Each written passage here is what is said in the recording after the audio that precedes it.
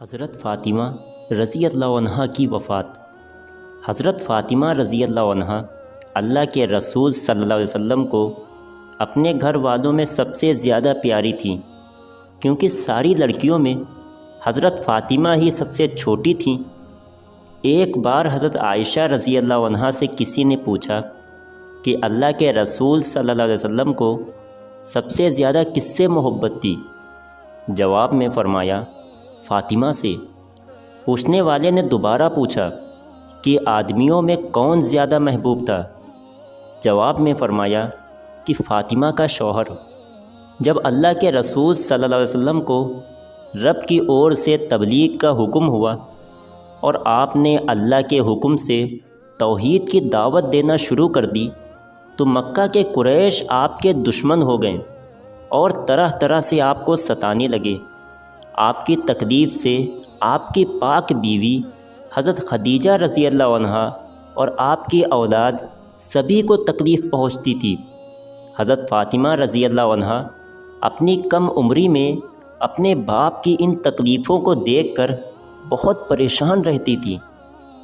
ایک بار اللہ کے رسول صلی اللہ علیہ وسلم نے کعبہ شریف کے قریب نماز کی نیت باندھ لی۔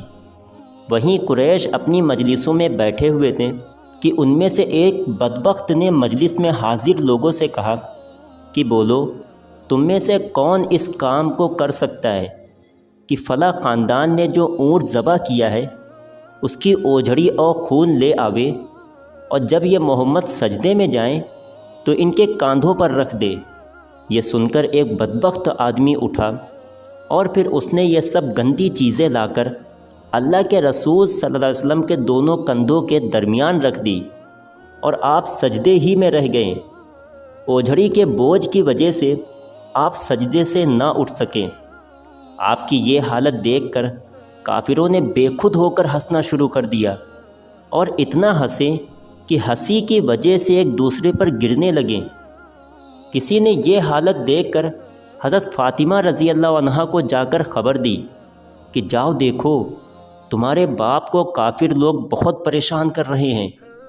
اس وقت حضرت فاطمہ کی عمر بہت کم تھی، لیکن خبر پا کر دوڑی چلی آئیں اور سید عالم کے مبارک کاندھوں سے وہ گندگی اٹھا کر پھینک دی اور کافر لوگوں کو برا بھلا کہنے لگیں۔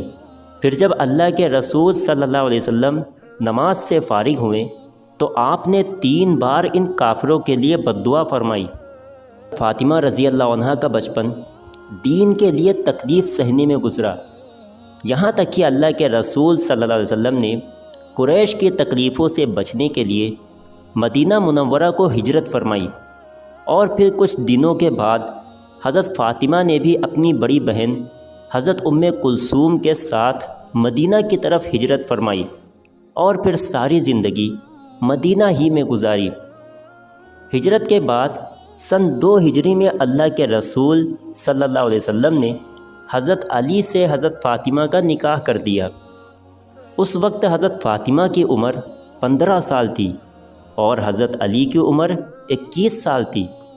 اللہ کے رسول صلی اللہ علیہ وسلم نے جہیز میں حضرت فاطمہ کو ایک بچھونا اور ایک چمڑے کا تکیہ دیا جس میں کھجور کی چھال بھری ہوئی تھی، اور 2 چکیاں اور 2 مشکیزیں عنایت فرمائے۔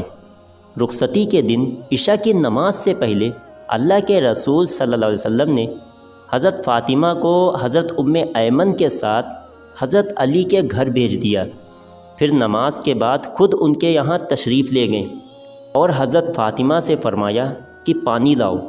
وہ ایک پیالے میں پانی لے کر آئیں۔ آپ نے اس پانی سے اپنے منہ مبارک میں پانی لیا اور پھر اس سے ان کے سینے پر اور سر پر چھینٹیں دیں اور اللہ سے ان دونوں کے لیے دعائیں مانگی۔ حضرت علی کوئی مالدار آدمی نہیں تھے، ان کے یہاں نہ سکھ تھا نہ آرام، نہ کھانے پینے کی چیزوں کی بہتات تھی، گھر میں نہ بہت سامان تھا، نہ گھر کوئی بہت اچھا بنا ہوا تھا، نہ کوئی خدمتگار تھا۔ اللہ کے رسول صلی اللہ علیہ وسلم نے جو فقر و فاقہ اپنے لیے پسند کیا تھا وہی داماد اور بیٹی کے لیے پسند فرمایا تھا۔ ایک بار حضرت فاطمہ رضی اللہ عنہا آپ صلی اللہ علیہ وسلم کے پاس آئیں اور کہا کہ اے اللہ کے رسول، میرے اور علی کے پاس صرف ایک بھیڑ کی کھال کا بستر ہے جس پر ہم رات کو سوتے ہیں اور دن کو اس پر اونٹ کو چارہ کھلاتے ہیں۔ اللہ کے رسول صلی اللہ علیہ وسلم نے فرمایا کہ اے میری بٹیا صبر کر، کیونکہ موسیٰ علیہ السلام 10 سال اپنی بیوی کے ساتھ ایسے رہے کہ دونوں کے پاس صرف ایک چادر تھی، اسی کو اوڑھتے اور اسی کو بچھاتے تھے۔ وفات۔ حضرت فاطمہ کی وفات اللہ کے رسول صلی اللہ علیہ وسلم کی وفات کے 6 مہینے کے بعد ہوئی۔ حضرت نبی کریم صلی اللہ علیہ وسلم کی وفات پر ان کو بہت زیادہ غم ہوا تھا، اور آپ صلی اللہ علیہ وسلم کے بعد جب تک حضرت فاطمہ زندہ رہیں کبھی ہستی نہ دیکھی گئی۔ اللہ کے رسول صلی اللہ علیہ وسلم نے ان کو بتا دیا تھا کہ میرے گھر والوں میں سے سب سے پہلے تم ہی مجھ سے آ کر ملو گی، اور پھر ایسا ہی ہوا۔ حضرت سلمہ فرماتی ہیں کہ اپنی زندگی کے آخری دنوں میں جب حضرت فاطمہ بیمار تھیں تو میں ہی ان دنوں ان کی دیکھ بھال کیا کرتی تھی۔ ایک دن صبح ہوئی تو مجھ سے حضرت فاطمہ نے فرمایا کہ اے اماں جان، میرے لیے غسل کا پانی رکھ دو۔ چنانچہ میں نے ان کے لیے غسل نہانے کا پانی رکھ دیا، پھر انہوں نے بہت اچھی طرح غسل کیا۔ اس کے بعد مجھ سے کپڑے مانگے کہ میرے نئے کپڑے دے دو۔ میں نے اس کی بھی تعمیل کی اور انہوں نے مجھ سے کپڑے لے کر پہن لیے۔ پھر مجھ سے فرمایا کہ میرا بستر بیچ آنگن میں بچھا دو۔ چنانچہ میں نے اس کی بھی تعمیل کی اور ان کا بستر بیچ آنگن میں بچھا دیا۔ اس کے بعد وہ قبلہ رخ ہو کر اور اپنا ہاتھ گال کے نیچے رکھ کر لیٹ گئیں اور مجھ سے فرمایا کہ اے اماں جان، اب میری جان جاتی ہے، میں نے غسل کر لیا ہے، اب مجھے دوبارہ غسل نہ دینا اور انہی کپڑوں میں دفن کر دینا۔ چنانچہ اسی وقت انتقال فرما گئی۔ حضرت علی اس وقت موجود نہ تھے، باہر سے تشریف لائے تو میں نے ان کو خبر کر دی۔